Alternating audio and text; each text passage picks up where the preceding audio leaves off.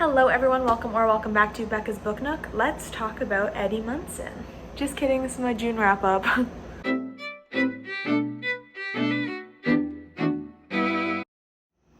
In case anyone wants to know how I've spent all of June and the beginning of July, it has been an obsession over Joseph Quinn and Eddie Munson. Stranger Things put me in a reading slump, ladies and gentlemen. I don't know how else to explain the fact that I only got through 5 books in June. I know 5 books is still like a decent amount. It's still more than a book a week, but it's not a lot for me in the summer. It made me pretty upset that I only got through that many. That's all I'm going to talk about today is the 5 books that I read and how I rated them, because I'm not even going to bother doing a July TBR because I have been mood reading like crazy and I have no idea where my mood's going to take me this month, so I'm just not even going to bother making one. So let's just jump right into the video. If you want to see how far I swayed from my June TBR, you can go watch that video. And let's talk about the 5 books I read this month.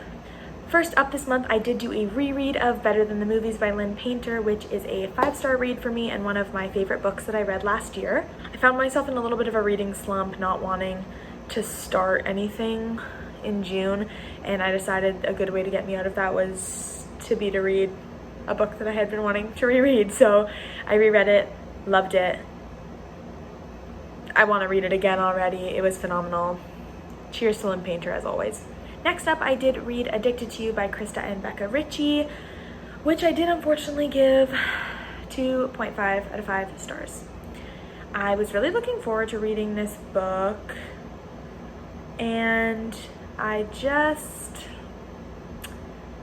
didn't vibe with it. Wasn't a fan. I didn't like the main character. Lauren Hale, pretty hot. I really just didn't vibe with the story or the characters or just any of it really. Like, I liked it enough to give it 2.5 stars. Like, some of the spice was pretty good, but I just didn't ultimately vibe with the story. Nothing against Krista and Becca Ritchie's writing, because I would be interested to read a couple of their other books. I am interested in quite a few of the side characters, like Daisy and Reich. So I don't know if I want to maybe read their story.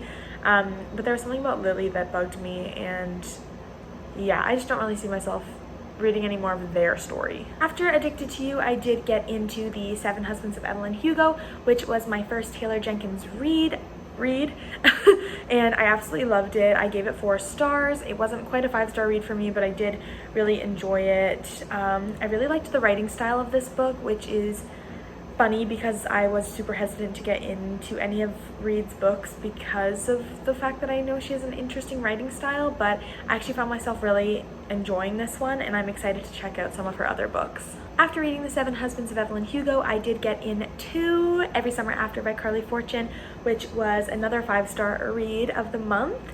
I fell in love with this story. It gave me major Love in Other Words vibes, which I was just obsessed with.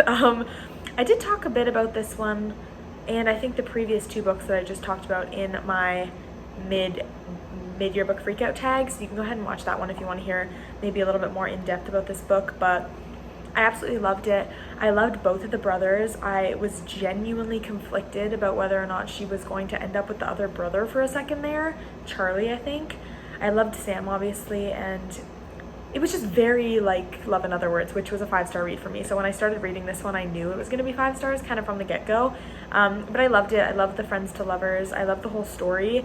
And yeah, both the brothers were like super hot and good options. I was obsessed with both of them, so it was awesome. Finally, after being obsessed for 2 weeks over the Summer I Turned Pretty TV show, I did give The Summer I Turned Pretty a reread/re-listen. I did listen to the audiobook that Lola Tung read after I watched the show because I was in a obsession period for a little bit. I found myself just not being able to stop thinking about Conrad and Belly, so I wanted to give it a reread because I read this trilogy last summer and it was just very mid for me. Like, I think all the books got 3 stars, maybe the last one got 4 because I did love it, but I found myself absolutely obsessed with the TV show, and I knew that I liked it more than I liked the books, which rarely happens.